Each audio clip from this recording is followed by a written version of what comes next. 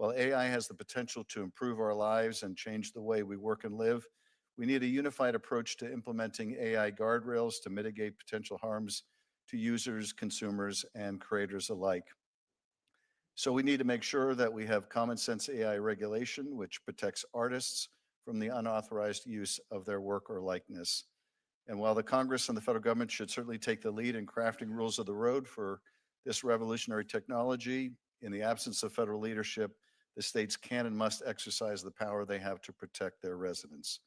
Members of both parties, including several Republican governors, have spoken out against this potential federal preemption and urged Congress to protect state-level AI protections. This bipartisan concern reflects a fundamental truth. The challenges posed by AI to copyright and to creators' livelihoods demand thoughtful legislation, not overreach, and we must not preempt the important work that's going on. The Music Fairness Act is the kind of considered, balanced legislation we should be pursuing to address complex policy challenges, and I look forward to hearing from our witnesses. Thank you, Mr. Chairman. Sure, Padilla, would you like my comments before the witnesses? Sure. Thank you, Mr. Chairman, and I appreciate your prioritizing this topic in the proposals for this subcommittee. Hardworking artists make it possible for us to enjoy the music that ultimately becomes the soundtrack of our lives, right? Where the holidays are upon us. Everybody has some favorite songs we sing with our families back at home, or we think back nostalgically to our younger days and what music we were fans of when we were in high school or college or other happy times throughout our life. But today I'm also reminded that everybody's struggling with the cost of living in so many categories. And though it may be surprising to some, I know that artists are no exception to that struggle. Now more than ever, the United States needs to join every other democratic country, as you pointed out, in recognizing a public performance right for artists whose sound recordings are played on AM and FM radio, among other places. The issue, in my opinion, is about doing what's right and what's fair. And so I'm glad we're moving forward with the American Music Fairness Act. And I want to be clear that my support for this measure, which I'm co-sponsoring with Senator Blackburn here, is in no ways mutually exclusive with my support for local radio, which also plays an irreplaceable role in our communities, from facilitating emergency responses to uplifting local culture and local news.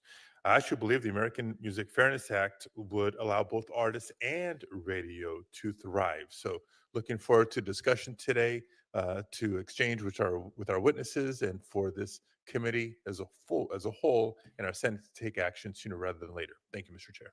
Senator Blackburn.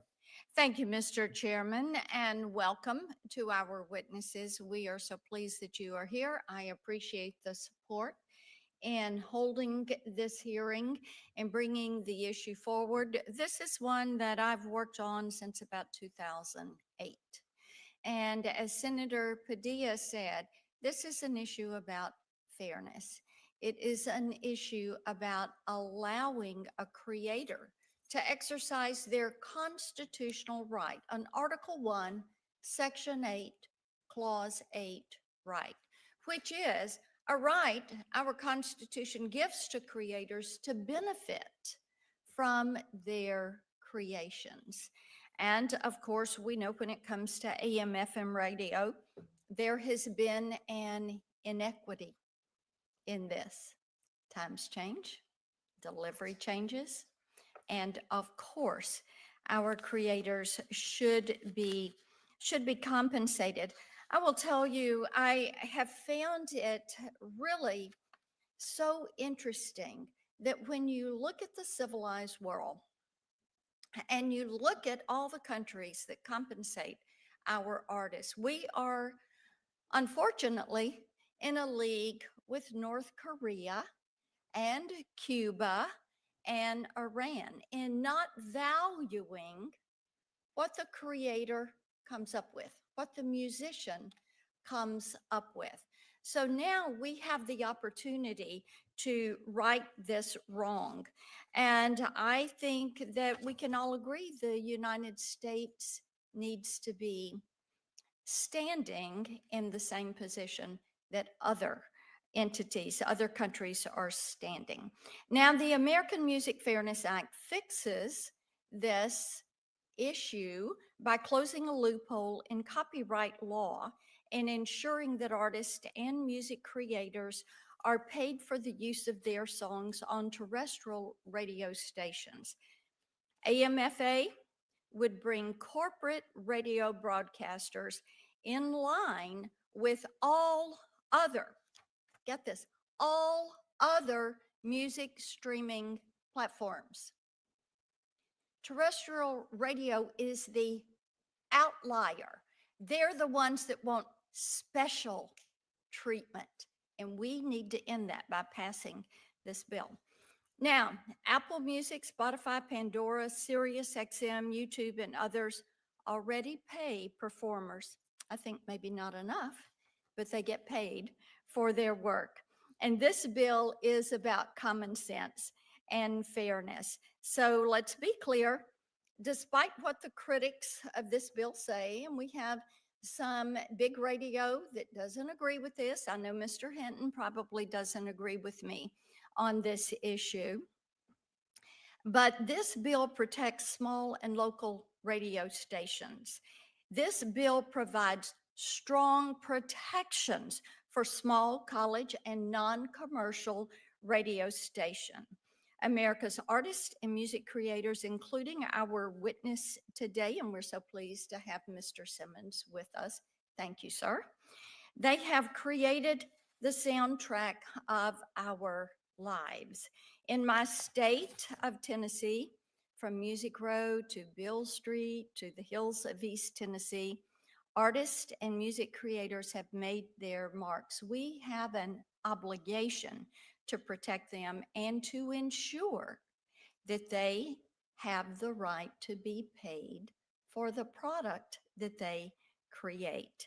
It is as simple as that. The creative community has waited a very long time for fair compensation for radio play.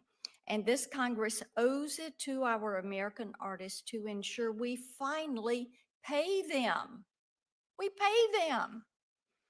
And they deserve to be paid. So thank you, Mr. Chairman. Welcome to our witnesses. I look forward to a thoughtful exchange. Thank you, Senator Blackburn. I'm going to introduce the witnesses, then we'll go to the oath and then get started on opening statements. Henry Hinton serves as the National Association of Broadcasters, NAB Radio Board of Directors, and as president of the Interbanks Media Company. He operates 5 FM radio stations across Eastern North Carolina. I also have to say I've known Henry for probably 16 years. And I view him as a upstanding citizen and somebody who's always been there through several disasters and through COVID and a number of other things. So, Mr. Hinton, I appreciate you being here. I appreciate your show Talk of the Town.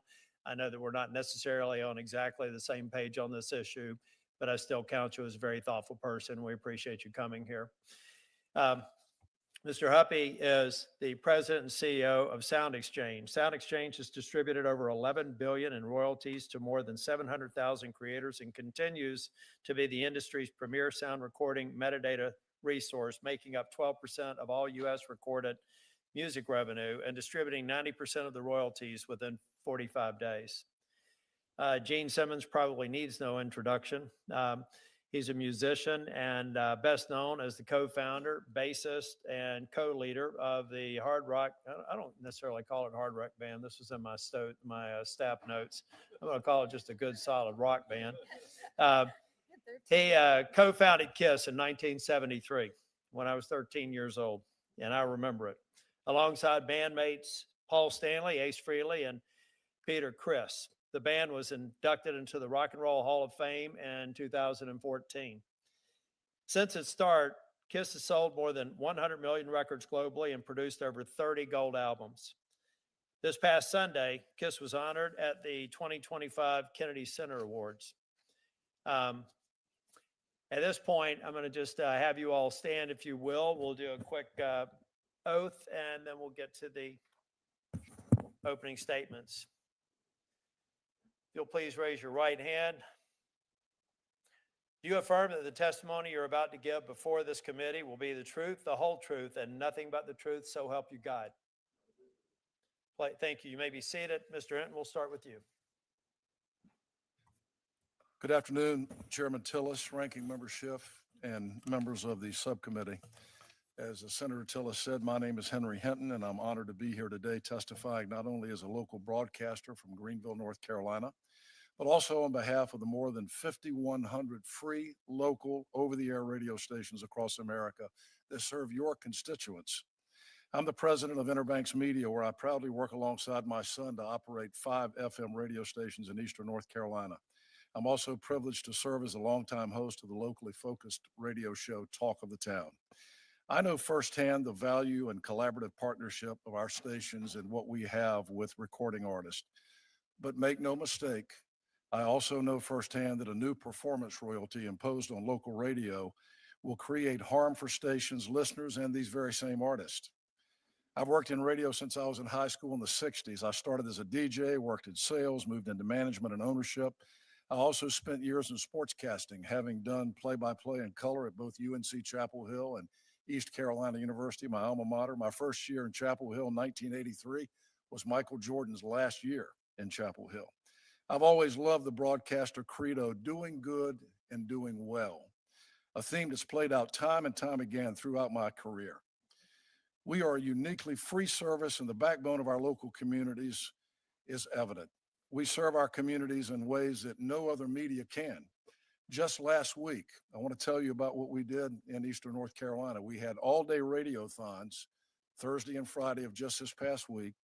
We raised over $105,000 for local families this Christmas. It's a program we do every year in partnership with the Salvation Army.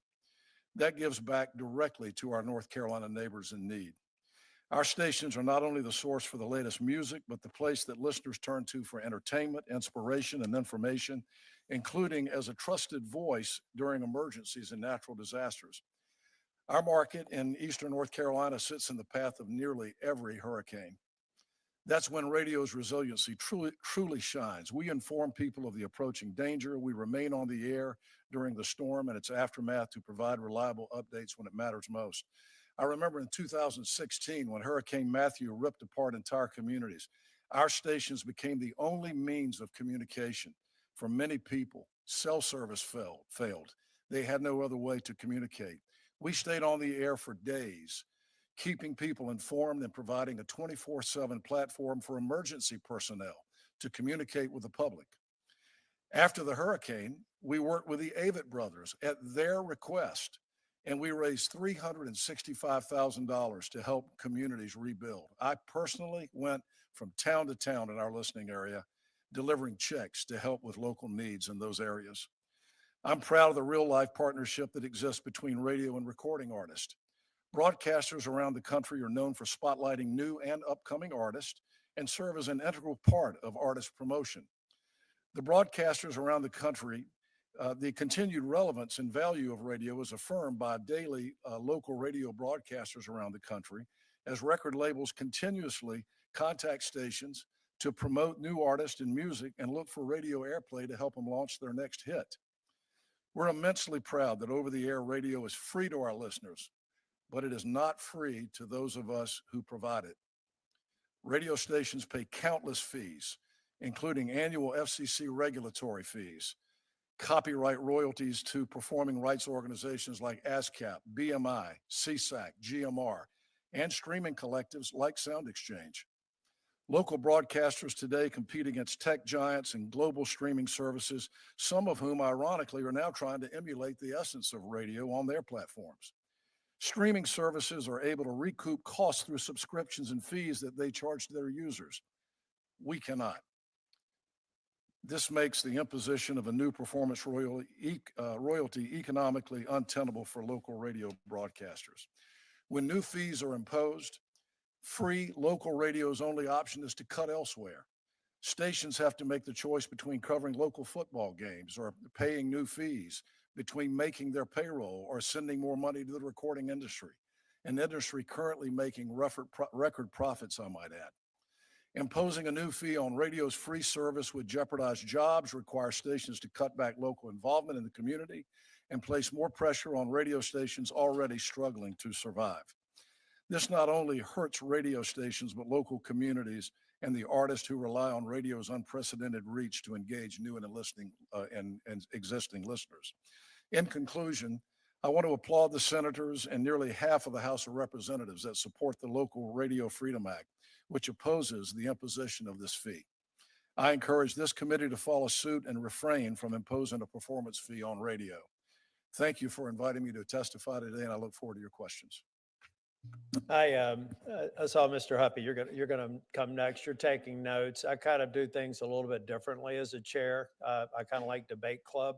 So number one, after you finish your opening statements, I'm going to turn to Senator Blackburn to take my spot. I'll be asking questions last, but you all take notes if you hear anything and you want to do it in a professional manner when it is your opportunity. I'd like for you to address the issues that you may have a disagreement with. Mr. Huppe. Thank you, Mr. Chairman. It's an honor to be here today to testify about the American Music Fairness Act. This is the first hearing the Senate has held on this issue in roughly 16 years. During that 16-year period, radio corporations made roughly $250 billion in advertising revenue, while recording artists were paid exactly zero. At that 2009 hearing, former Chairman Leahy said, quote, "It appears the broadcasters are using someone else's property without compensation. That might be okay in other countries, but it's not consistent with American property laws." Mr. Chairman, it was true then, and it's true now. As Senator Blackburn posted last week and stated again here, quote, "The United States is the only industrialized nation in the world that does not pay performers when their music is used on AM/FM radio. In fact, even Russia and China pay. We are in the company of the most notorious abusers of property rights in the world, joining North Korea, Iran, and Cuba. Let that sink in for a moment. And because we don't pay artists for radio in the US, other countries use that as an excuse to avoid paying Americans. It's gotten so bad that countries like France will actually collect American royalties, yet give those American royalties to French artists. Americans are losing out on hundreds of millions of dollars overseas every year, on top of what they are already losing here at home. And Mr. Chairman, the music landscape has changed dramatically since the last time the committee took up this issue. Back then, broadcasters argued that radio promotes artists by exposing listeners to new music, but that is no longer the case. Streaming platforms like Spotify and Apple Music now account for 85% of music industry revenue, while music discovery actually happens on social platforms like TikTok and YouTube. The days of hearing a song on the radio and going out and buying your CD or an album at a store are long gone. All other music delivery platforms pay the performer, but for some reason, AM/FM just can't, even though they made nearly $14 billion last year in advertising from playing music. They pay their DJs, they pay their talk show radio hosts. They even pay artists when the very same AM/FM programming is streamed online. But they argue that extending that right to analog broadcast of FM radio is a step too far, and that it will put small stations out of business, which is simply not true. Mr. Chairman, the system is so broken that whether or not an artist gets paid boils down to which button you push on your car dashboard. If you select SiriusXM or Spotify or Apple Music or even the iHeart streaming app, the artist gets paid. Yet if you choose an FM station, they do not. Mr. Chairman, no legitimate business or policy reason can justify that difference. The title of this hearing recognizes the need to balance interests in the music community, and we share that desire. We care about and recognize the value of small, local, and independent radio, which is why the bill has carve-outs to protect small broadcasters. Under the bill, small stations would pay $500 or less a year for music. That works out to $1.37 a day for unlimited music. We also recognize the great importance that songwriters bring to the creative process.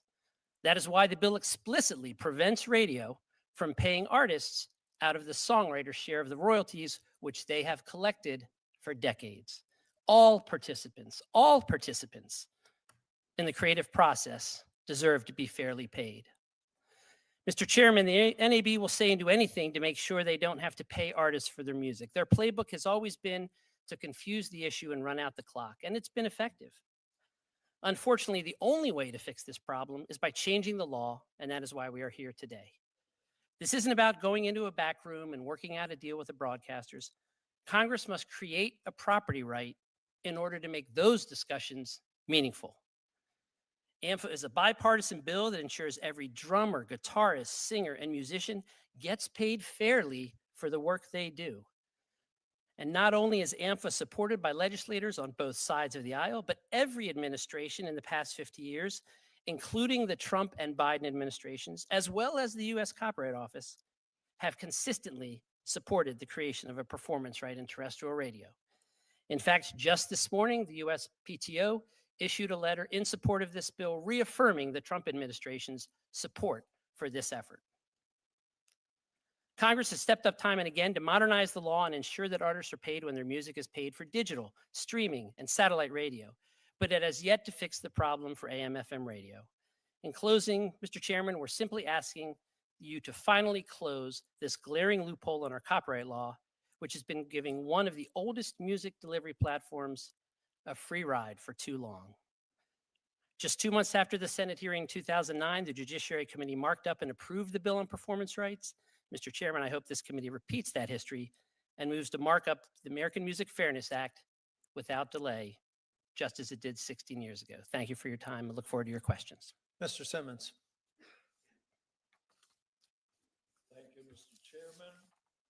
Mr. Simmons, if you, the button needs to be red. Yeah. Red means on here. Thank you, Mr. Chairman.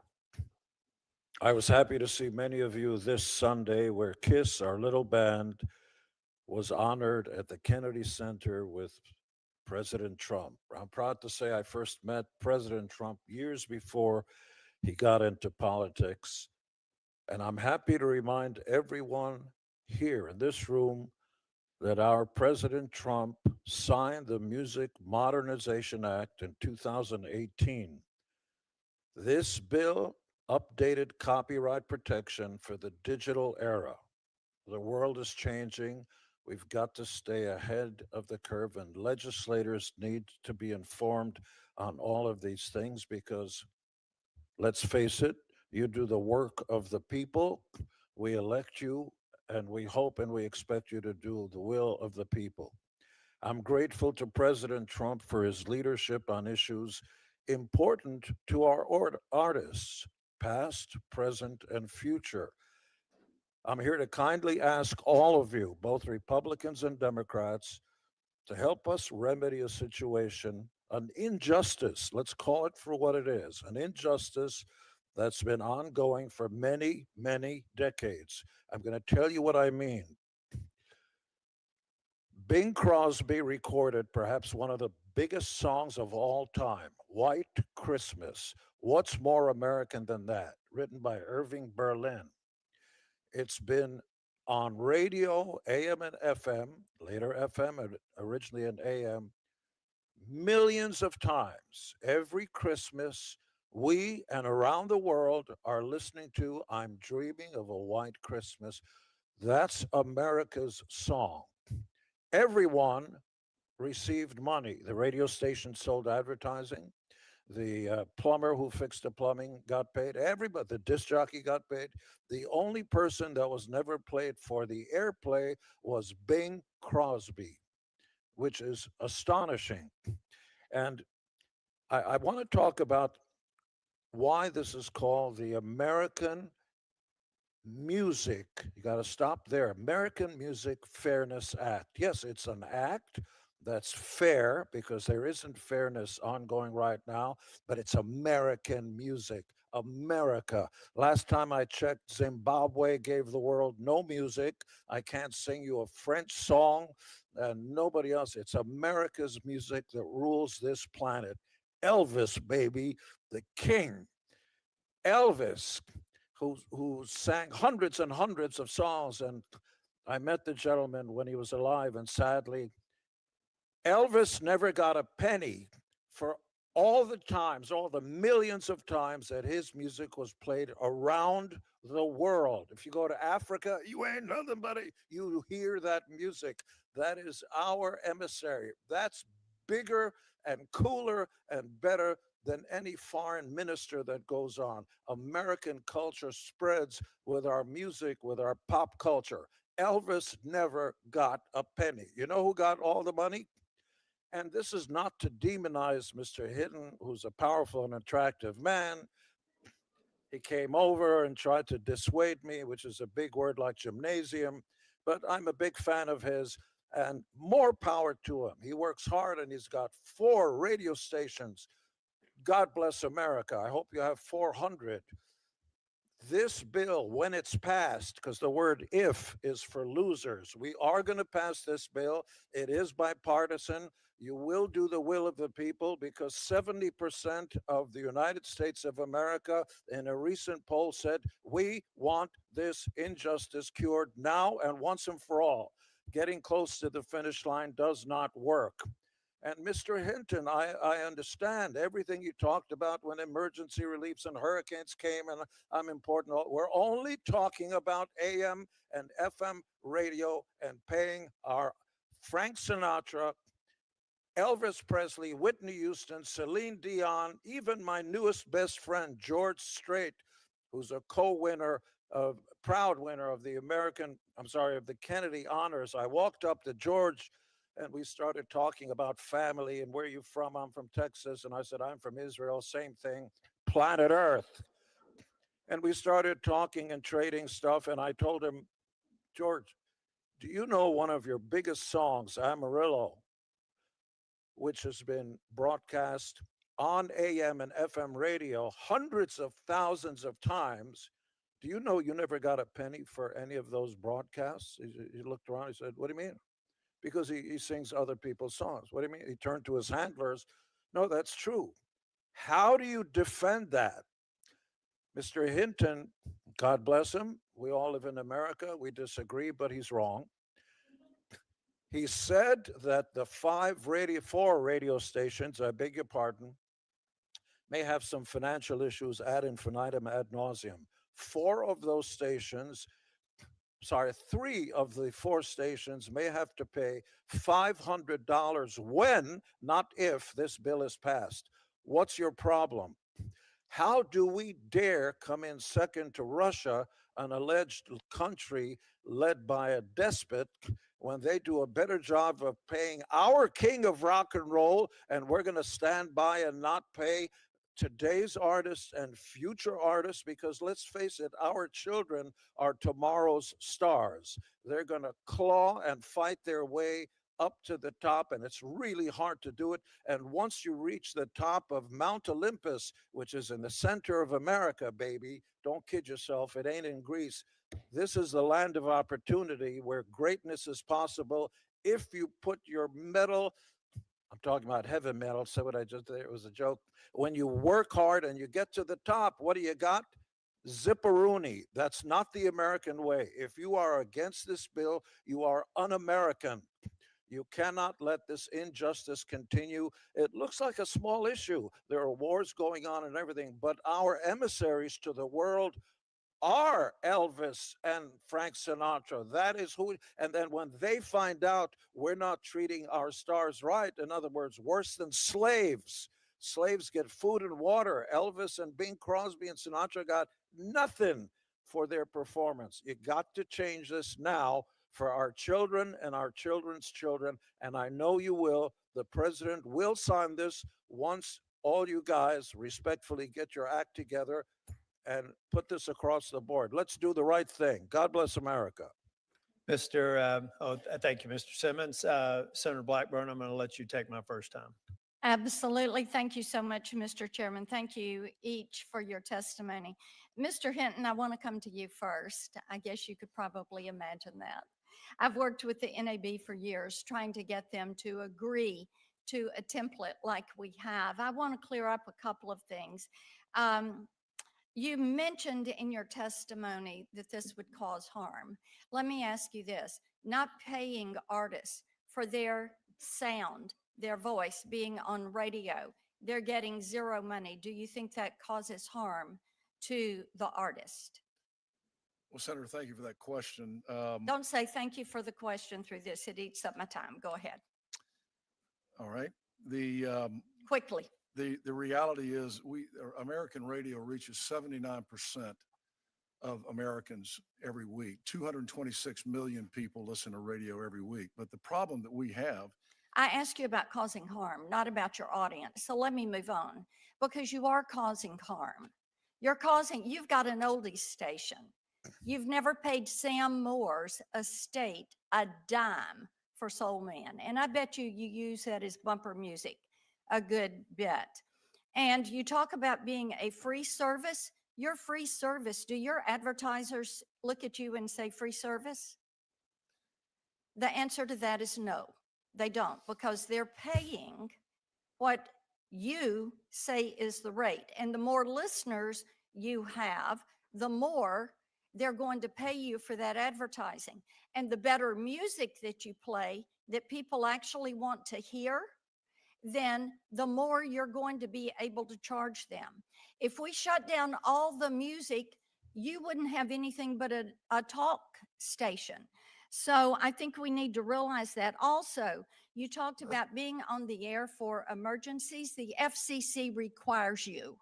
They have that override when there is an emergency. You did not do that out of the goodness of your heart. You do that because you are mandated to do that, and thereby you provide that public service, and we appreciate that our radio stations do that.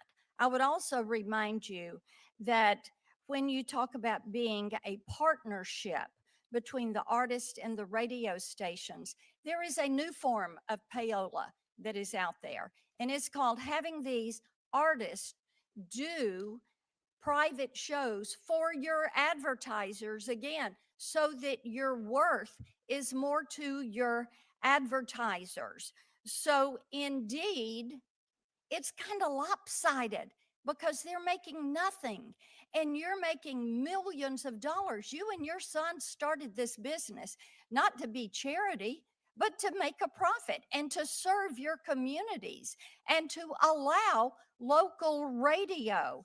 And for football games, you have advertisers. Again, you're providing a service, but you're being paid. The people that do not get paid are the performers. Mr. Simmons, let me come to you. You laid it. Can I respond to any of that? No, sir. It's my time. Okay. Thank you, sir. If we do a second round, I'll give you the opportunity to respond. Mr. Simmons, it's well past time to pass the American Music Fairness Act. I want you to very succinctly say, this is why we need to do it today.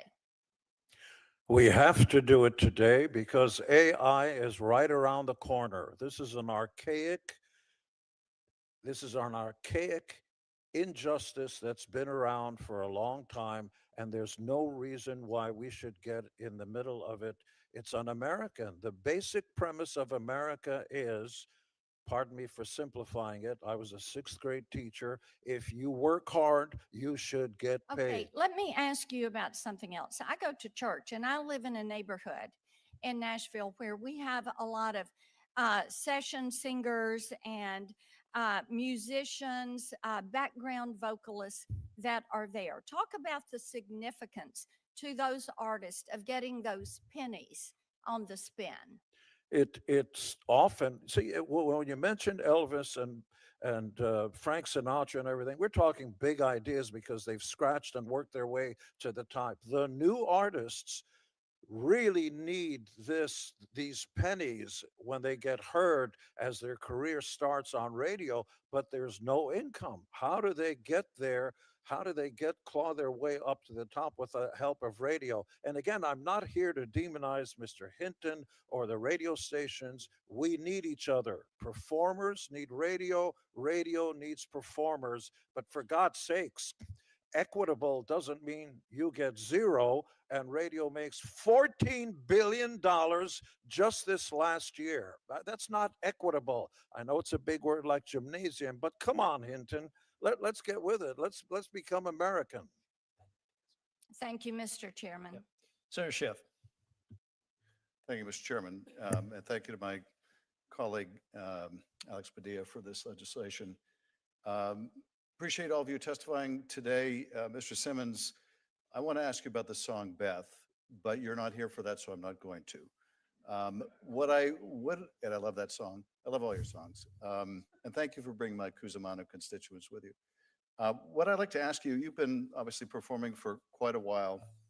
When you began your career, there was a kind of understanding that I think was the rationale for this injustice that, well, if radio stations are playing your music, you're getting advertising, more people are buying your albums. Obviously, the industry has completely changed, and the way people access music has completely changed. But if you could talk a little bit about how the industry has evolved and what it means today not to be compensated. That is, I would imagine whatever promotional value you get of your songs played on the radio doesn't somehow create enough recompense to make up for the lack of being paid for those songs being played on the radio. Well, first and foremost, what you say is so, but I want to cut to the chase, which is when we first began, we were four knuckleheads off the streets of New York who could barely spell, read, or write. We just happened by ourselves. We never knew, no one. Artists are not qualified to understand the business model. We didn't have a business manager. I didn't know that once you get a song that goes on radio, radio is not going to pay you to play the song, but they will have the right, I will say this again, they have the right to use our name and likeness. And you're talking about trademarks. You use my trademark without my permission. Otherwise, I'm going to take your house and your firstborn. Are you kidding me? So radio uses billboards across the country's highways of America to promote the radio stations so that people will tune into their station because they are hearing our voice on their station so they can sell advertising. And more power to you. You should be making more money, become more successful, but the new artists are not going to get their fair shake. There are barely record companies left. The entire music industry is in disarray, and all these pennies are so important, especially for tomorrow's stars who are being born today. This is for our children and for our children's children. We can't just let them out in the cold and not have a way to get paid for their hard work. Thank you. And Mr. Huppe, I know when your son was very young, he ran for school office with the theme song, Don't Worry, Be Huppe, Yeah. which was brilliant, by the way. That is correct. When that song is played on a streaming service, you're able to identify where the royalties should go. And as the chair was saying, do so very rapidly, very quick order. Let's say that song is played on terrestrial radio. Are there any challenges to being able to determine when that's being played, providing the same kind of mechanism for compensation that you do with the streaming services? The mechanics behind doing that, Senator, would not be that difficult at all. As you well know, we already receive much of the data about plays and artists and songs when almost all of these FM stations rebroadcast online. So in a way, we're already paying for the digital part of their business. And the FM part of their business is the much larger part, $14 billion a year. And the mechanics of getting the payments out would be quite doable. Thank you. Mr. Hinton, there are provisions in the bill that are designed to try to help smaller broadcasters. Tell us, if you would, why you believe those provisions are not workable. For, I think, college stations, it might be $100. For smaller stations, it might be $500. Why are those carve-outs not adequate for the smaller stations? And for the larger stations, why shouldn't they pay the compensation of the artists they're airing? Well, the $500 exemption is going to apply to a small number of stations, but there are over 4,000 FM stations in the country, including some of mine, that would not fall under that exemption. And there are a lot of small market broadcasters right now that are barely hanging on. And understand, it's not $500. It's another $500 on top of FCC regulatory fees and all the PROs that we're already paying. Radio stations are being inundated with PRO fees. Senator Tillis and I've had this conversation for the last couple of years. The whole landscape, the ecosystem that's worked for 100 years is under strain because streaming services are a problem for the performers. They're a problem for radio stations. We are competing with streaming services that are owned by the largest big tech companies in the world. And our revenues as a result of that are dropping. BIA, who is the organization that tracks revenues for the broadcast industry, this is a very important fact. You may not be aware. Since 2019, radio's gross receipt revenue has decreased 20%, projected to be down another 5% this year, 3.5% next year. So small market radio stations can't take any more fees. It's not 500, it's another 500 on top of everything else that we're paying. And I'll tell you, anybody that thinks $500 is a small chunk of change has never had to run a small market radio station. Thank you. I yield back, Mr. Chairman. Mr. Hinton, you'd ask if you want to make a brief comment in response to Senator Blackburn's questions, you can. Then I've got questions for you. Yes. You know, I'm a little bit surprised that radio is being demonized the way it is. I want to remind people that this ecosystem that we operate in has been working for both the radio industry and the music industry for 100 years. As you're answering the question, can you give me a sense of what's different about Europe and the stressors that they have economically, and they're still achieving the reimbursement? What's different about the American terrestrial radio option and the European option where they seem to have resolved this issue? Well, the first thing I would say to you is that radio stations in America are free, and we're part of a free market system. If you go to European countries and some of the countries that have been mentioned, radio stations are owned by the government. The relationship between the music industry and the radio industry has been fantastic, and it's worked beautifully for the years. You know, it's been said that the promotional angle that radio station provides to the recording industry is not there anymore. It's not important. If you allow me, I just want to read something that I received from a good friend of mine, Mike Biddle, who is the program director. He used to be my program director. He's now program director at WQDR in Raleigh, which is one of the legendary country music stations. I asked Mike last week, Mike, tell me what kind of contact you get on a week-to-week basis with the recording industry and music labels. And if you don't mind, I'd like to read a couple of lines from that email. 16 exclamation point. That's the number of record label representatives I've communicated with over the past 5 days. 4 of them are at the vice president level or higher. The reason? They want airplay from our radio stations. Based on the ratings research provided by Nielsen and Eastland, and I've done the math, our radio station alone can match the exposure of an artist a song gets with 30,000 streams in 1 week with just a handful of spins in primetime listening. And one other thing I'd like to respond to is the issue that Senator Blackburn brought up regarding her letter to the chairman of the FCC for payola. First and foremost, I would say, in my experience, and I've been in this business a long time, Senator, I have never, my experience has been exactly the opposite of what you are describing.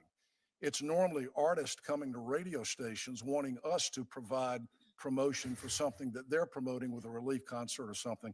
Just like happened with us after Hurricane Matthew, the Avett brothers came to us and said, will you help us promote a hurricane relief concert, which we did and raised $365,000. I can tell you this, that we take the issue of payola very seriously. NAB has a policy. We all follow it. We are very serious about following payola and not breaking any federal laws, especially that one. Last question for you, or from me. Have you modeled what the economic impact would be on your stations, or has NAB done any modeling on what the economic impact would be on various stations if this bill is ratified? Well, let me start with this, Senator. The radio industry is free over the air. when we hear about these other streaming services that are paying performers' rights, remember this: they can pass their fees on to Yeah, I their get that. What I'm trying to consumers. get at is the economic impact and The- what stimulated, this isn't from my staff notes. Well, What again, stimulated the, you and I've had this conversation before. I think we should be advocating for is for Congress to take a look at the entire ecosystem. well, I got you. All PROs. But I'm just trying to get back to you, the NAB in particular. I wouldn't expect you and your radio station to have done some modeling about what the impact would be. You're asking me for a percentage of how it would impact us? I'm trying to get, we've already, there's a stipulation that some of the smaller market or college radio stations be either $100 or $500 impact. So I'm trying to get that's not a lot. It would have a de minimis impact in terms of performers compensation. I'm just trying to get a sense of what this would represent to a radio station like yours that would not necessarily enjoy the carve out or the exemption, roughly what it's going to cost.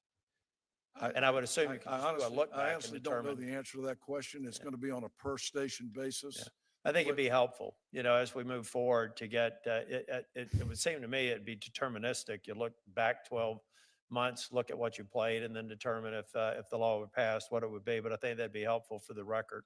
Well, can I Mr. say- Huppe, do you have any insight on here's the other thing when I'm talking with the NAB. They talk about bad actors. I'm not going to name 3-letter players in this industry, but they talk about some other folks who are constantly breathing down the broadcasters' back. Are you sympathetic to any of that with some of the music distributors and the way that they're treated? Yours is a very different model, but I'm just kind of curious. Yeah, we're not in the radio promotion business, so Yeah. I'm not as familiar with that, Mr. Chairman. I will say, in terms to answer to your last question, you asked about sort of modeling out. I will say again, I share the respect for Mr. Hinton and the amazing network that he's built out. But 4 of his 5 stations would be eligible for the $500 a year carve out. And the other comment, if I could, Mr. Chairman, there's a lot of talk about promotion here. The bill takes into account any promotion effect. If there truly is promotion, then I would suggest the broadcasters can put their money where their mouth is and recognize it will be a factor expressly considered by the people that set the rates for this. We could debate whether there's promotion or not. I mean, as you heard earlier, 85% of all revenue comes from streaming. I think you've heard Mr. Hinton say twice that they compete with those streaming platforms now. It's no longer about promotion, it's about competing. And one last point, Mr. Chairman, let's say there is promotion, hypothetically. I don't know why that should be a free ticket to take people's property with neither permission nor payment. Radio broadcasts Major League Baseball games. It is undoubtable that increases the promotion for baseball. It raises the value of the franchise. And no one for a minute would suspect or suggest that they don't get licensed by Major League Baseball. I don't know why music should be any different. Thank you. My time is over. Before I recognize Senator Padilla, I think Beth was a good song. It was Peter Criss who sang leads, the drummer. Senator Padilla. Thank you, Mr. Chairman. Thank you to all the witnesses for your participation today. I do want to begin with questions for Mr. Simmons, and I especially appreciate you because you're not just here advocating for your own self-interest, you're advocating for all art. No, I think that's not the headline. The headline is I've done well thanks to the American dream. And I often say, God bless America, and people think I say it for a soundbite. I'm the proud son of a concentration camp survivor. And for me, those words mean something, and we should all get over the cornball eye-raising things and realize where we're living. This ain't about me, my friend. That's what Because I've done very well because America gave a first-generation legal immigrant the chance to do well, and it was not easy. I had to learn the language. I had to stop talking like this, dress British, think Yiddish. You know what I mean. You had to learn the culture, claw my way up to the top with 3 other guys that understood it, with no managers, no nothing. Do it the old-fashioned way. Roll up your sleeves. America's giving you the chance. The rest is up to you. It's not about me. I'm on top of Mount Olympus. As I said before, I was thinking of buying the building. This is about the future that's of our the point I'm children. trying to make, because you've been blessed and you've done well. And I think there's a misperception in the general public that most artists, if they kind of recognize the name, oh, they must have made it. They're all on top of Mount Olympus, but that's not the case. So what I want to hear from you is to kind of reflect back to the earlier stages of your career. What would these type of royalty payments mean for emerging artists who are trying to build their career? Every little bit helps. At the outset, I understand that a brand new artist isn't necessarily going to help a radio station get to a point, but perhaps I scratch your back. When they get bigger, they'll be more appreciative of WXRP or whatever that's called, and say, "You were there for me then. I'm going to be," sort of. It's about relationships. But if you work hard, the American way is you must get paid. You cannot verbally or otherwise, ethically, morally, and perhaps once this bill is passed, legally validate the notion that somebody who works hard is going to get nothing while a corporate entity, well meaning though it may be, is receiving $14 billion just this last year. And as you articulated in your opening remarks, there's a reason this is called the American Music Fairness Act, because the way Yeah, we're not it is asking. unfair. Hold on. That's If right. it was unfair decades ago, is it more or less fair today, given the change in technology, the change in the industry? It's not just Yes, radio it's more revenues or unfair. not, It's more streaming. unfair now because once 1980 or so, when Napster started downloading and all that, and remember, we're only talking about in this bill AM, FM. We're not talking about streaming or anything else. That's for another bill, another time with other folks. It's a simple idea. My friend, when I go on the highways of America, is my radio station, and I'll turn to AM or FM to hear the music I want to hear, and they're playing it and charging advertising and so on. The people who are on that, who are singing my favorite song, are getting zero for that performance. That's got to change. I don't know if I answered your question, but I thought I was profound anyway. Absolutely, absolutely. My last question, my time remaining, is for Mr. Huppe. Can you talk? We've focused on radio station owners, the broadcasters. We focus on artists. Are there other folks in the industry who stand to benefit from this bill? As Mr. Simmons says, not if, but when it is passed and signed into law. Do producers get impacted one way or the other? Engineers, other behind the scenes folks? The answer, Senator, is yes. This impacts the entire recorded side of the business. Many people participate in the creation of a recording. It's a huge part. It's a huge investment for the industry. It's what we all listen to when we turn on the radio. So, it's artists and record labels, studio producers, background musicians, background vocalists, engineers. It's a very hard job to bring a successful recording to the world. And all of those folks would benefit from this bill. Last quick question, Mr. Chairman, if you'll indulge me, for Mr. Simmons. Not on the bill itself, but my youngest son, his name is Diego. He's 10 years old. He has quickly fallen in love, not with the bass, but with the electric guitar. What advice do you have for him? Have a fallback position. And I say this seriously because since the advent of downloading and file sharing, where artists are actually getting minuscule amounts, barely able to get by. And by the way, I was a sixth grade teacher at a college education. I worked at Williamson and Williamson. I was the assistant to the director of the Puerto Rican Interagency Council, Boricua. You know what I'm talking about. The original Indians in Mexico, Magdalena Miranda, it was a government research and demonstration project. And because I had skills, I could type 90 words a minute, fix hexagraph, mimeograph, ad infinitum, ad nauseum.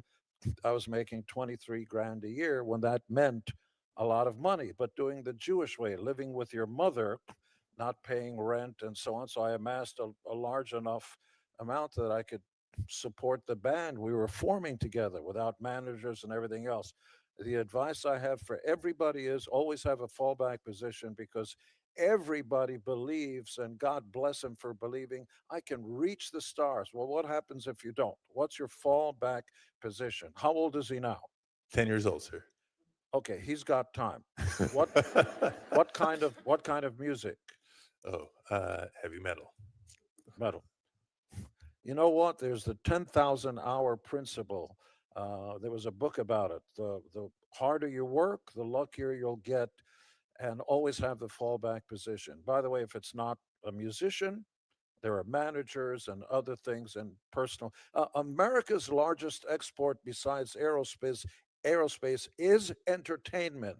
Our emissaries are our pop culture heroes, and that includes rock stars. The term rock star is not just applied to music, but to politicians. When somebody's really good, you see Mr. Schiff over there, that's a rock star. You're applying a music term to that. I When move you we want pass the bill. Hey, when you're using it wait. as a verb, let's rock. We're You going can't- into you can't extended do- play here. We need Thank to you move very to much. Senator Thank you, Welch. Mr. Chair. This is Senator Welch. important. Around the world, rappers call themselves rock stars. You go to anywhere in Africa, Europe, it's American culture. I'm getting the kick that says basically, shut up, let them talk. But I'm passionate about this because it goes back to our children. Don't let the future, our children, not have an opportunity to make a few pennies. We're not asking for a lot. You guys are making, respectfully, Mr. Hinton, you guys are making $14 billion a year pre-tax. I understand the hardships of the American tax system. That should be changed also. Flat tax, everybody. We're going to have to move to Senator Welch. Okay, if you've got a solution for that, we'd like to see the bill Well, I've, text. I've We've been working enjoying on the that. I've been enjoying the concert. No charge. All right, I mean, there's two values. All right, look, radio is incredibly important, and it's a lot of stress. But local radio, especially, I think is really important because our communities don't have the glue that holds them together, and local radio can do that. You mentioned the radio that was done to help raise money for aid, but we can't have radio without artists, and artists struggle. And, the proposition that it's free because the radio is free, that's like, tech is saying it's free Gmail. But there are a lot of other collateral consequences that we have very little control over and are struggling with. So, how do you answer the basic question that if you broadcast somebody's creative work, they shouldn't get paid? Yeah, it is. Well, again, this is the system that we operate under. It's worked for 100 years. We've had a system. No, but seriously, it's worked for you for 100 years. Well, respectfully. 14 billion. Did I get that number? Last year. Well, let me clarify that I did not make $14 billion last year. No, And I will say again, I'll repeat what I said earlier. The latest statistics are that radio revenues are down 20% since 2019. no, And no. Here's why I'm interrupting. It's just a basic fact. It should be a basic value. If you provide a service to me, I come in and I want to get radio advertising. You charge me money for that, and I benefit. And the tool you use to sell your advertising is the creative work of artists. And it's hard for me to understand how it is that those artists shouldn't be recognized for their contribution, even though people turn that radio on or turning it on for free. may I answer? Yeah. Again, the promotional value that radio stations provide is phenomenal, and it continues to be phenomenal. It's being downplayed here today, but let me say, people like Lainey Wilson, who just one of the top stars in the country right now, just won a BMI award. One of the first things she said when she won the award was, "Thank you to radio for helping me get where I am." I just mentioned. Okay. I get that. And, politicians, if they go viral, that's a good moment for them. And that's over the media that is free. But there is the point that Mr. Simmons has been making, and that is that a lot of artists have to struggle an awful long time and with very little compensation. And what motivates them is their dedication to their craft, to wanting to express that and the healing power that music can have, and them having the opportunity to contribute. So that system doesn't work for many of the artists. The concern I have is to make sure that a lot of these small radio stations that don't make the big money, and they play an incredibly important role in Vermont. And they might be college stations, and they play a role to get a person started, to have some sense that they can have a career. But that radio station can't afford anything. Yeah, Senator Welch, just to, for the bill we're talking about today, there is a $100 cap for college stations, $500 cap for certain. No, and low market and I think stations. that's great. It makes it possible. There's been a lot of progress on that, but you wouldn't have a problem with that, right, Mr. Simmons? I'll take it case by case, Senator, but it should be up to performers to decide, not for an industry that's rich in their pockets with $14 billion. No, but I understand we are let me sensitive. push back a little bit in the sense that the performer is not going to be negotiating with the college radio station in Vermont State College, right? I mean, that's the whole point of the legislation, is to try to provide some fairness. And my question to you is, do you have any issue with the legislation, including some carve-outs for stations whose revenues are below a certain amount, where reasonably speaking, You're speaking to possibly the most unqualified person in this room. However, as a voting citizen of these United States, I and the rest of the population hold the ultimate power. And as one voting member, I think all radio stations must pay something. Okay. Somewhere between something and $14 billion is the answer. All right, just one final plug. Senator Blackburn and I have the TRAIN Act, and it's really an effort to try to protect exploitation of the artistic output of products through AI. And I would just like to hear from each, just a yes or no. Do you think we should protect intellectual property, the creative content, Respectfully, being and some, exploited with it? may I take some AI. of your time, Senator? To I didn't want you to that say- it's already 40 seconds over, yes. Very clearly. In some of the contracts that I've signed and negotiated myself, although I'm not a lawyer, in the interest of full disclosure, perhaps there should be an escalation clause. Smaller stations, you play our songs a few times, it's X.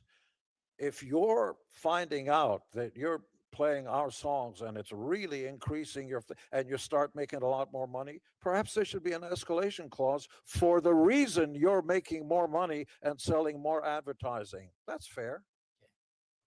But I do think, Senator Welch, on the issue of AI and the real threat to creators, we're discussing that as another subject for a hearing in this Congress. I think it's very important.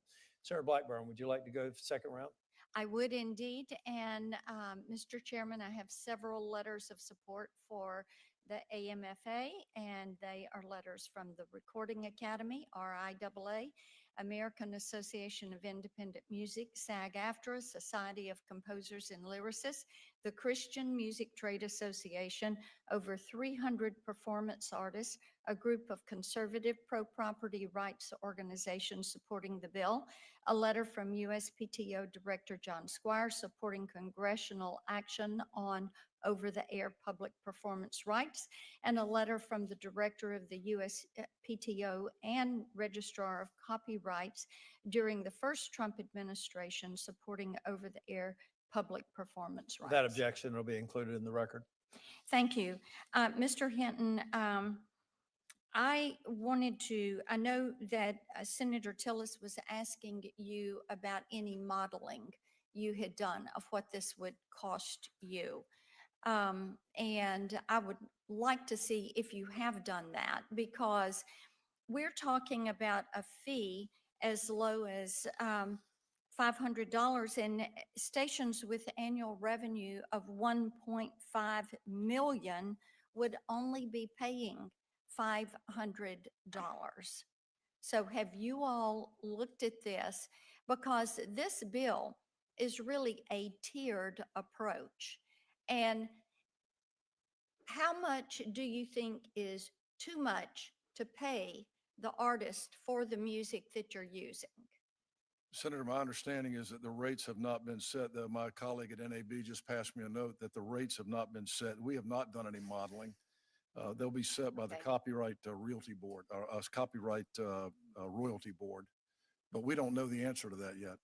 Okay, so you've done no modeling to look at That's correct. any of this. Well, I think we've gone over and above to try to protect radio stations. Have you had the opportunity to read the bill? I have. Okay, great. And looking at that bill, then how much is too much to pay an artist for their music? What would you set that at? Senator, again, the promotional value that radio stations provide. You're on the NAB board, sir, and what I'm looking for is fairness for these artists. You're asking me for a number that I don't have.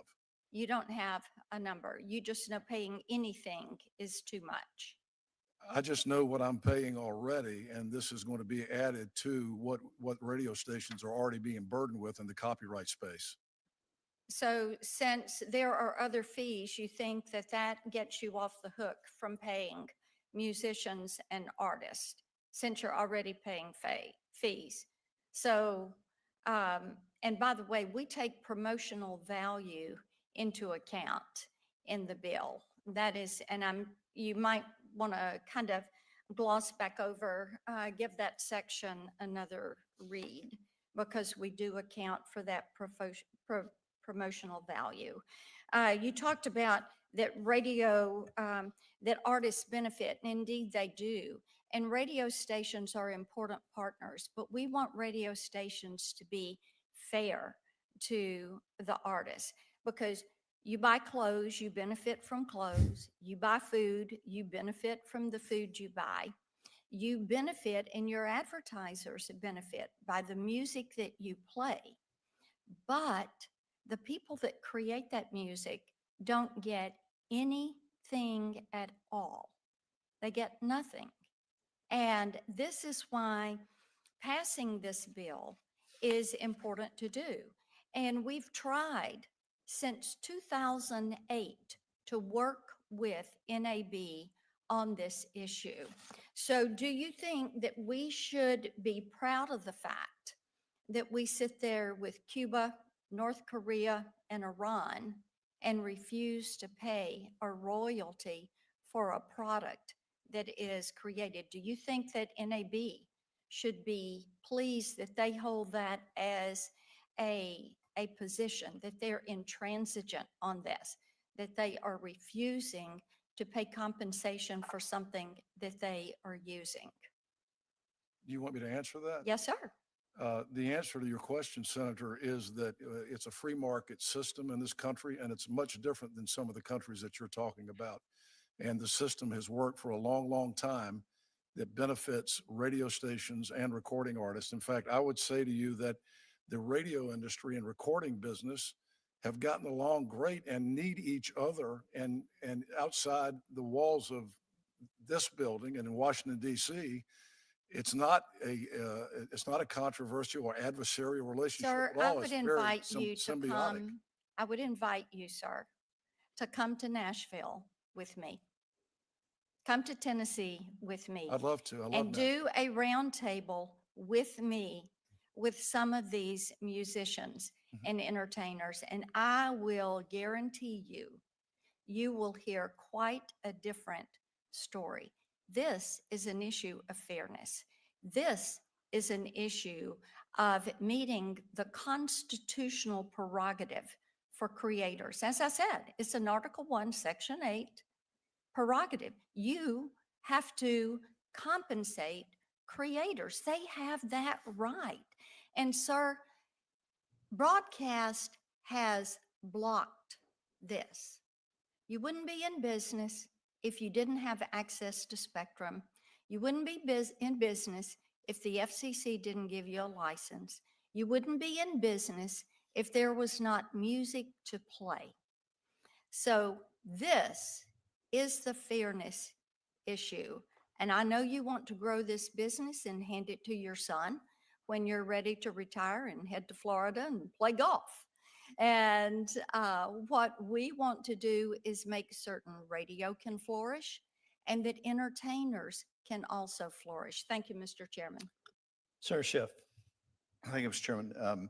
Mr. Hinton, I just wanted to underscore something that Peter Welch said earlier. I certainly have no interest in demonizing radio broadcasters, local radio. I admire what you do. I like what you do. I listen to it all the time. I'm a fan, and I understand there's enormous financial pressure on your industry, particularly with the explosion of these streaming services, and you're competing with the giants. So I just want to let you know I acknowledge all the concerns that you've raised. I think we've tried to strike a fair balance in this, but I am mindful of the financial pressure you describe, and I don't want to act as if we're not aware of that. And as you say, there have been ways in which your industry and artists have collaborated and come together on things like the No Fakes Act and other legislative initiatives, and I'm grateful for that kind of collaboration. I think it's really important. Mr. Simmons, I want to ask you, there was probably a point in your career, as there is in almost every musician, where you wondered, are we really going to be able to make a go of this? Am I going to be able to earn a living this way? At that critical crossroads where probably a lot of artists decide they just can't make a go of it, what would it mean to have that additional revenue from hearing their works performed on the radio? Can you tell us what that moment was like, if you ever experienced that? Maybe you knew from the beginning you were going to be a hit no matter what.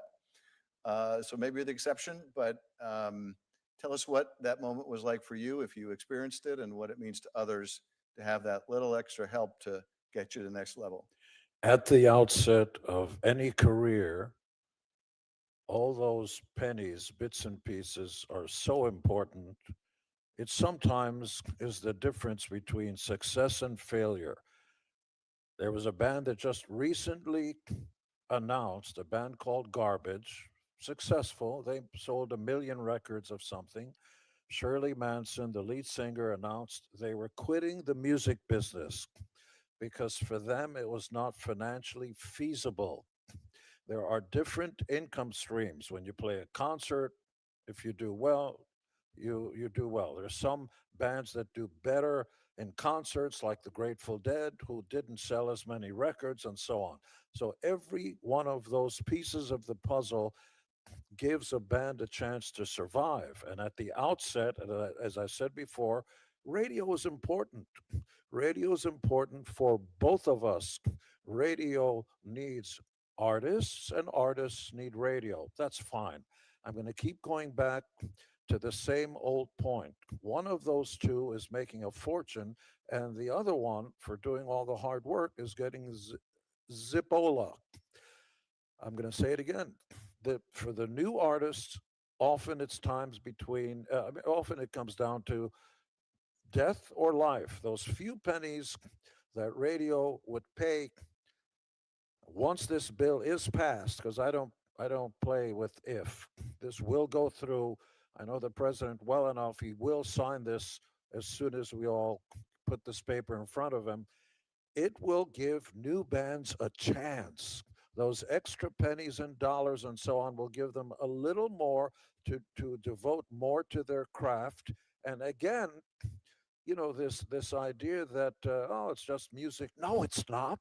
It represents America. They are our emissaries to the rest of the planet. We want to have big superstars so they can tour overseas. So everybody says that music comes from America. I want to go to America. One of the reasons my mother and I wanted to come to America, I wanted to come, is Elvis. Where was he born? I can't think of a single performer, artist or anything that comes from, I got to go to France to hear. I don't, it's like, shut up. You want to come to America, the land of dreams, the land that creates superstars and superheroes.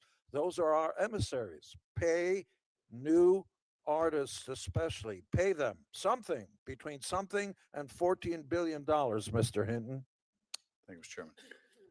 Senator Schiff, you may also want to note that Garbage's best song was "I'm Only Happy When It Rains." Um, Mr. Huppe, can you talk a little bit about some of the royalties that the broadcast industry already pays? Sure, the broadcast industry does already, as Mr. Hinton has referenced, they do pay songwriters across all platforms, as they should. Songwriters are a very important part of the system. And they also do pay royalties to sound recording artists when the very same content we're talking about here, when that is simulcast online or streamed over the internet, they also do pay there. But as I mentioned, they do not pay when, this biggest part of their business, $14 billion over the air transmissions, they do not pay recording artists for that. If we were to pass this bill, it's my understanding now that certain jurisdictions withhold compensation for U.S. domiciled artists when we don't their own. So do we have any earthly idea how much money would potentially flow to the artist and into the U.S. economy if this bill were to pass? I think one estimate we like to reference, the first Trump administration put out a letter that estimated the loss of that money at around $200 million. Certainly hundreds of millions is a safe number to go with, but 200 million, I think, was mentioned by the first Trump administration in their letter of support. Mr. Hint, one thing that may be helpful, just so that we get a better idea of economic impact, I think about other things broadcast radio does, like the Emergency Broadcast Network, those sorts of things. They do play a different role than, say, a YouTube Music or other streaming platform. But I think it would be helpful for us to get a better understanding of the real economic impact. We've heard about the exemptions or exclusions for college and small market radio stations, that maybe you take a market basket of any analogs that makes sense in foreign countries, whatever their reimbursement model is. And even if you don't know what rate could be set by the board, you can at least know what the norms are out there, so that we get some sort of idea for economic impact. I'm going to have my staff work on it, but NAB may be in a better position to do that and potentially submit something for the record. Seeing no other members here, we're going to bring the hearing to a close. This is an area, again, I mean, most of you who know me know that I try and strike a Goldilocks balance on policy. But I think that this is an area we've heard testimony where we're probably going to see some action. And I think there's a growing sense in Congress that they're going to move forward. And so let's talk about the disparate impacts that we should take into account, potential unintended consequences. That's an assignment for NAB, and I would like to see anything submitted to the record or subsequent meetings with you all. We're going to hold the record open for a week. So if you'd like to submit any other testimony, any other data, we'll allow you to do it. I think, did we set a specific deadline? Week from today? Yeah, 1 week from today, close of business. If you'd like to submit any other record, any brief comments before we? And Mr. Chairman, if I may, you said you encourage debate style format. I just wanted to respond to one thing about radio not being able to pay. Radio, Mr. Pittman, the head of iHeart, recently talked about radio's renaissance. And when you look at some of the margins in radio stations, I had the opportunity to see some numbers from last year, and some of the biggest radio conglomerates have margins in the 18 to 24% range. Radio pays for the rent, they pay for the electricity, they pay for their station managers, they pay for the executives, as they should. I'm just at a loss. And by the way, talk radio also manages to afford to pay their talent. And they manage to work that into their business model as well. Mm-hmm. So I think the concept that radio can't work this into their business model is really not really a supportable statement. Artists deserve to get paid just like everybody else at radio. Mr. Hitton, I'll give you equal time. That'd be 30 seconds. Well, first of all, I'd like to thank the committee and you, Chairman Tillis, for allowing me to testify today. It's been an honor to testify, especially on the same table here with such an iconic music hero of mine for many, many years, Gene Simmons. Radio is facing a lot of different issues. I've talked about the economic pressures and the economic realities that we're facing with streaming and losing revenues. And a lot's been talked about today with regard to where we are with these declining revenues. I would point out that the recording industry grew 3% last year to a record high $17.67 billion. So I think radio's had a big part in promoting artists. We want to continue to have a great relationship with the music industry, but we want everyone to understand that a new performance fee on radio stations is going to, again, it's going to be an additional fee while our revenues are declining, but these fees are exploding exponentially on us. Okay, my time has expired. Mr. Simmons, thank you for being here. Congratulations on your recognition Thank you. And this in week. the And thank you for following, having an impact on so many people. thank you. And in the following week, if you need me to fly back here and state our case again, I'd be more than happy to. Thank you. Thank you. The hearing's adjourned.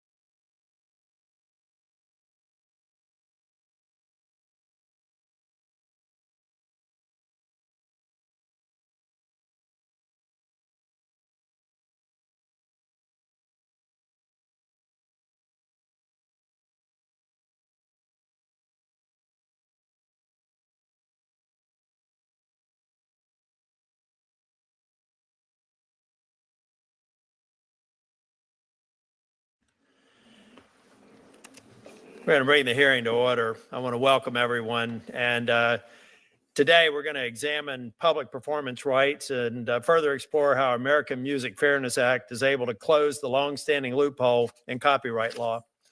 Under existing copyright law, songwriters and lyricists who own copyrights on a musical composition are entitled to royalties when the song is played on terrestrial AM/FM, think AM/FM radio, satellite radio, or otherwise publicly performed. However, the recording artists and producers who own the copyright in a sound recording of a musical composition are usually different from those who hold the copyright to the composition. The holders of the recording right do not enjoy the same protection and right to royalties as composition rights holders do when the recording is publicly performed. Though the global leader in music, America remains the only democratic nation and one of the few countries globally that does not compensate performers or copyright holders when their songs are played on AM/FM radio. This denies American artists an estimated $200 million a year in performance royalties that would be due to them in virtually any other country. Now, the purpose of this hearing, I think most of y'all know that you've met with me in my office or talked to me about other bills. I don't like to have, I like to bring people to the table and come up with a reasonable and fair outcome. The purpose of this hearing is to get everybody at the table, to hopefully keep them at the table versus being on the table. I want to try and come up again with a just and fair solution, and I think it starts with hearings like this. I'm going to turn to Senator Schiff. I see Senator Padilla is here. I also expect Senator Blackburn, if they get here before it is time to open up and introduce the witnesses, I will give them an opportunity to speak. But now I'll turn to Senator Schiff, my ranking member. Thank you, Chairman Tillis, and thank you to all our witnesses for joining us today. This subcommittee has always been guided by a simple principle that creators deserve to be compensated for their work. Whether we're discussing patent protections for inventors, trademark rights for businesses, or copyright protections for artists and writers, our intellectual property system exists to ensure that those who create value can share in the benefits of their creativity. The principle goes back to our country's founding, when the Constitution granted Congress the power to promote the progress of science and useful arts by securing for limited times to authors and inventors the exclusive right to their respective writings and discoveries. Which brings us to today's hearing and the opportunity to address an inequity in the creative ecosystem in which performing artists in America go uncompensated when their recordings are played on terrestrial radio. Songwriters get paid, music publishers get paid, all as they should. But the artists whose voices we actually hear get nothing. This anomaly places the United States in troubling company. We stand alongside only Iran and North Korea in refusing to recognize performance rights for sound recordings on terrestrial radio. Nearly every other industrialized nation, including China, has recognized that artists deserve compensation when their work is broadcast. This isn't just about fairness at home. American artists are losing an estimated $70 to $100 million annually in foreign royalties because other countries won't pay our artists when we refuse to pay theirs. The American Music Fairness Act, led by Senators Blackburn and Padilla, offers a bipartisan strategy to address this inequity. And in acknowledging the benefits local radio provides while also recognizing that artists deserve to be paid for their work, this bill includes protections for small and local stations as well. I deeply value the role of local radio in our communities. Local broadcasters provide vital news, emergency information, and entertainment, all of which relies on the hard work of local journalists, studio staff, and others, all of whom must be fairly compensated for their labor. The artists whose songs we hear on those same airwaves deserve the same. Compensating performers is common sense, and it also should not come at the expense of any other group of artists or other forms of copyright. This bill aims to mirror the performance royalty afforded to songwriters for their work and should no way dilute songwriter royalties. I want to take this opportunity to briefly address one other pressing concern for creators, which is not the focus of this hearing, but worth mentioning while we have so many of the valued stakeholders in this room. This includes recent reports that the White House has drafted an executive order that may be signed as early as this week to preempt state AI regulations. While AI has the potential to improve our lives and change the way we work and live, we need a unified approach to implementing AI guardrails to mitigate potential harms to users, consumers, and creators alike.